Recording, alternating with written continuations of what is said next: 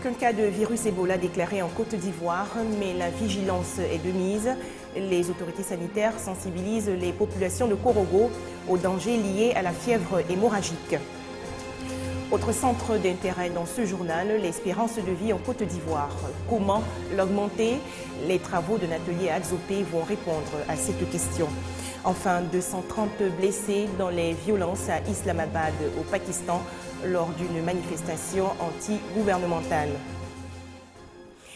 Bonsoir à tous et bienvenue dans le journal de RTI2. Je vous le disais, aucun cas de virus Ebola en Côte d'Ivoire, mais l'État ivoirien reste vigilant et pour éviter l'entrée du virus dans le pays, les autorités sanitaires ont arrêté des mesures de prévention. Dans le nord du pays, à Korogo par exemple, elles ont organisé récemment une rencontre d'échange pour sensibiliser les populations aux dangers liés à la fièvre hémorragique. Plus loin, en République démocratique du Congo, la mobilisation monte d'un cran. Les autorités sanitaires font face à la 7e épidémie due au virus Ebola depuis 1976. Le pays semble avoir tiré les leçons du passé. L'isolement de la zone touchée par la fièvre Ebola limite considérablement sa progression. C'est un long voyage que la délégation gouvernementale a effectué pour montrer sa détermination à lutter contre l'épidémie d'Ebola. La 7e que connaît la République démocratique du Congo. Comme en 1976, c'est la province de l'Équateur qui est touchée, plus particulièrement la zone de santé de Bouendé. Médicaments, matériel de protection, paroles réconfortantes et nouvelles pratiques sont indispensables pour enrayer l'épidémie. Première cible, l'hôpital. Nous allons donner le matériel de protection à tous ces personnels-là. Une fois que nous avons rompu la chaîne de transmission à l'hôpital, nous avons rompu la chaîne de transmission dans la communauté, en sensibilisant la population. En principe, le virus ne va plus circuler et ça s'arrête là. 42 cas de fièvre hémorragique ont été détectés. À cela s'ajoutent 13 décès, dont 5 agents de santé. Les mesures pour contenir le virus coûtent cher, 4,5 millions de dollars selon les autorités qui en appellent à l'aide internationale. Mais la note peut être plus élevée en cas de quarantaine massive. C'est une population qui est déjà enclavée, donc nous aurons besoin d'un apport supplémentaire alimentaire pour cette population.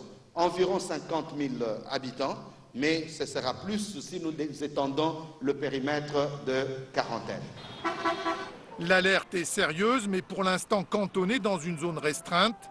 Les cas suspects traités à Kinshasa et dans le Katanga se sont révélés négatifs. L'Arabie saoudite, elle, renforce sa lutte contre la fièvre Ebola. Les autorités saoudiennes annoncent aujourd'hui la suspension de l'octroi de visas de travail aux ressortissants libériens, guinéens et sierra-léonais touchés par l'épidémie. Une mesure similaire avait également été prise concernant le pèlerinage musulman pour ces pays. L'espérance de vie en baisse en Afrique de l'Ouest. Selon les experts, en Côte d'Ivoire, par exemple, la durée moyenne de vie n'excède pas 56 ans. Comment alors augmenter son espérance de vie? Que faire contre le vieillissement? Pour répondre à ces questions, un atelier organisé récemment dans la région de Lamé à Adzopé. Les travaux ont démontré qu'une alimentation équilibrée est la clé d'une bonne santé. Les explications de Franck Wadio. Du jus de fruits, des avocats, des oranges, des aliments pour mieux se nourrir, certaines habitudes ont cependant la peau dure. Il faut dire que je mangeais un peu tardivement au niveau de la chefferie. On a des audiences qui vont jusqu'à 21h, 22h et c'est quand je viens que je mange. Manger tardivement ou même un peu équilibré, de quoi émietter sérieusement l'espérance de vie. En Afrique de l'Ouest par exemple, celle-ci se situe entre 54 et 56 ans. La Côte d'Ivoire n'est pas en reste et cet atelier organisé à Adzopé par l'Institut Pierre Delbé Côte d'Ivoire réunit spécialistes de la question. Objectif, réfléchir sur les mécanismes pouvant conduire à l'augmentation de l'espérance de vie en Côte d'Ivoire et au nombre de ceux-ci figure en bonne place la nutrition. Les Ivoiriens devraient suivre les standards qui permettent d'avoir un gain sur l'espérance de vie. Et ces standards-là, c'est ce que j'ai donné en tenant compte donc de la nutrition. La santé est dans les plats, dans ce que nous mangeons, dans tout ce que nous mangeons. Au lieu d'attendre de tomber malade des maladies cardiovasculaires dont les dépenses sont pharaoniques, il vaut mieux prévenir ces pathologies-là que de les guérir. Bien se nourrir afin de permettre aux cellules de se régénérer et mieux assurer leur fonction. Cela est possible, suffit d'avoir la bonne stratégie. Vous avez mangé le riz le matin, n'ajoutez pas du sucre encore là-dessus pour midi ou l'après-midi. Limitez-vous à ce taux de sucre qui sort de l'amidon que vous avez consommé le matin, considérez que c'est largement suffisant. Quelques pistes au nombre des multiples proposées par l'Institut Pierre Delbé, basé à Paris, un organisme de recherche dont l'objectif est de travailler à la baisse et à l'élimination de plusieurs maladies, dont celles liées au métabolisme cellulaire. Et en Côte d'Ivoire, le village de Moapé, à quelques kilomètres d'Azopé, dans la région de Lamé, a été choisi comme site expérimental depuis plus d'1 an. À présent, ce communiqué, je vous en donne la teneur. Le ministère de l'Éducation nationale et de l'enseignement technique informe les enseignants, parents d'élèves et l'ensemble de la communauté éducative que le recrutement à la maternelle et au cours préparatoire première année, le CP1, pour l'année scolaire 2014-2015 va débuter le mardi 2 septembre 2014 à partir de 7h30 et va prendre fin le vendredi 12 septembre 2014 dans toutes les écoles publiques du territoire national. Et cette opération entièrement gratuite concerne tous les enfants avec ou sans extrait d'acte de naissance, âgés de 3 ans pour la petite section de maternelle, 5 ans pour la grande section et 6 à 9 ans pour le CP1. Le district d'Abidjan envahi par les microbes. Ces mineurs munis de couteaux, machettes ou même d'armes à feu agressent les populations. Communes d'Abobo, Atekoubé, Adjamé, leurs cibles, les passants et commerçants qu'ils dépouillent de leurs biens. Le phénomène prend de l'ampleur. Ainsi, comment venir à bout de cette délinquance juvénile? L'association des jeunes d'Abobo Centre et la Confédération Jeunesse sans frontières proposent des solutions. Certains ont l'âge de ces enfants. Pourtant, dans leurs opérations, ils n'ont pas l'attitude des gamins. Ils agressent et commettent même des crimes avec des armes blanches et souvent avec des armes à feu. Et ce sont les microbes. Ce phénomène né après la crise post-électorale inquiète de plus en plus les populations du district d'Abidjan. Vous trouverez parmi les microbes certains enfants déscolarisés. Ils sont négatifs, ces enfants-là, quand ils sont sur le terrain. L'association des jeunes d'Abobo Centre ne veut pas rester les bras croisés. Abobo, il faut le souligner, est l'une des communes du district d'Abidjan où ce phénomène a atteint des proportions inquiétantes. Cette conférence, organisée en collaboration avec la Confédération Jeunesse sans frontières, selon les initiateurs, est une contribution pour interpeller les pouvoirs publics et les populations. Nous voyons à longueur de journée ce qui se passe en pleine journée, comment nos petits frères à 9 ans, 12 ans, comment ils maltraitent les gens.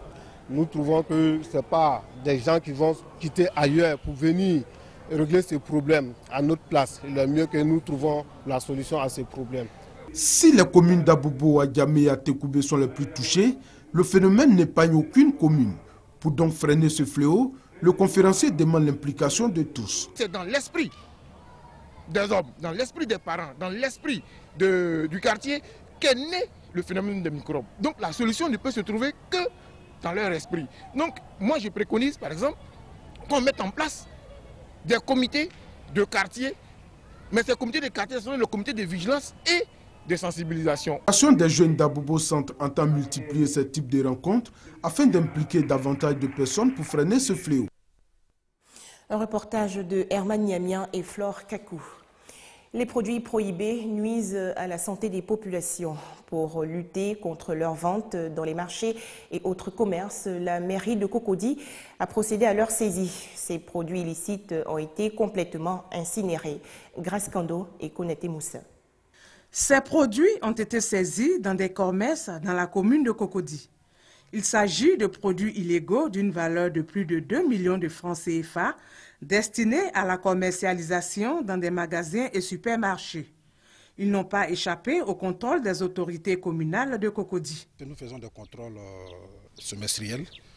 Donc c'est lors de ces contrôles-là qu'ils ont découvert que tous ces aliments, il y a des commerçants qui effacent les dates de péremption.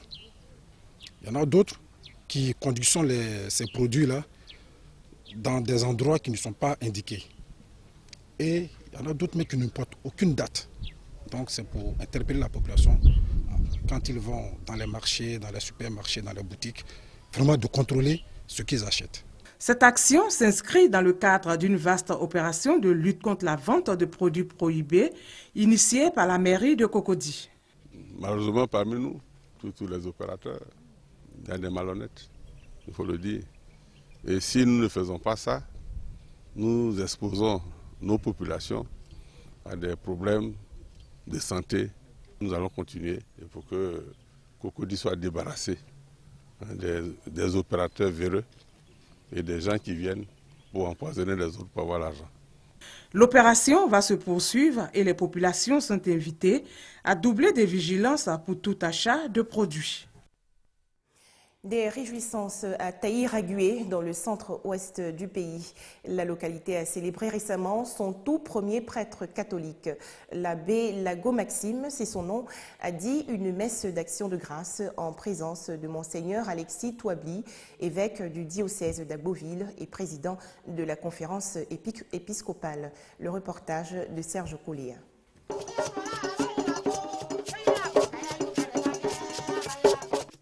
Taïragué a attendu longtemps pour avoir enfin cette messe d'action de grâce dite par son premier prêtre. Ce moment de communion avec Dieu revêt un caractère spécial pour les filles, fils du village et cadres de la région. Ils ont fait le déplacement nombreux. Comme quoi, Taïragué, village culturel, fief des Iglibiti et terre de feu Ernesto Guégué, veut se donner également une identité religieuse. Après 5 années de sacerdoce, l'abbé Lago Maxime se dit heureux d'être prêtre. Et pour réussir sa mission, le prêtre doit pouvoir communiquer d'abord aux siens sa ferveur religieuse. Pour tous ses fidèles venus écouter son message, il a fait des bénédictions avant de les inviter à se tourner résolument vers Dieu. Chrétiens, qu'on est prêtres, nous sommes là pour effectivement donner Dieu aux hommes. Mais comment le faire ? La première messe de l'abbé Maxime Lago s'est déroulée sous le regard paternel de l'évêque du diocèse d'Agboville, Monseigneur Alexis Yulo Touabli. Le président de la conférence épiscopale se félicite de l'engagement de Taïragué à faire l'œuvre de Dieu à travers ce fils qui met sa vie au service de l'évangile. À son filleul, il a souhaité toutes les grâces de Dieu dans l'exercice de sa mission. Taïragué a dit toute sa fierté à l'abbé. Des cadres de la région, invités de cette messe d'action de grâce, notamment Maître Kosgrosséry Émile, ex-maire de Daloa, et bien d'autres cadres, ont adressé leurs félicitations et encouragements au père Maxime Lago. Les villageois ont célébré le prêtre par des pas des Iglibiti, ce rythme qui a fait connaître Taïragué au-delà des frontières ivoiriennes. Boko Haram continue de semer la terreur au Nigeria. Le groupe islamiste a lancé une attaque aujourd'hui contre l'armée nigériane à Bamar, dans le nord-est du pays. Les combats ont entraîné la fuite des habitants vers Maïdougouri, dans l'état de Borno. Des violences au Pakistan lors d'une manifestation anti-gouvernementale à Islamabad, la capitale. Au moins 230 blessés, dont des policiers et des civils dans les affrontements. Crise politique grave au Pakistan. Des centaines de manifestants anti-gouvernementaux ont fait irruption ce lundi dans les locaux de la télévision d'État pakistanaise. Ils ont interrompu la diffusion de la chaîne. C'est l'armée respectée par les manifestants, contrairement à la police, qui a pu faire évacuer sans heurts les locaux de la télévision, qui a depuis repris sa programmation. La capitale Islamabad vit depuis la mi-août au rythme des manifestations des partisans de 2 chefs de l'opposition qui exigent la démission du Premier ministre Nawaz Sharif.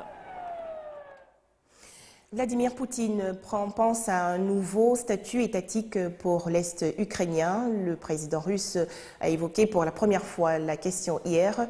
Selon Vladimir Poutine, il est nécessaire de mener des négociations substantielles avec son homologue ukrainien Petro Poroshenko. L'offensive du Royaume-Uni face à la menace djihadiste, le Premier ministre britannique David Cameron annonce des mesures renforcées. En particulier, les services de police vont se voir dotés du pouvoir provisoire de confisquer les passeports des voyageurs suspects aux frontières. Quelques 500 Britanniques sont soupçonnés d'avoir rejoint les rangs des combattants islamistes en Irak et en Syrie. Voilà, merci d'avoir été avec nous ce soir sur RTI2.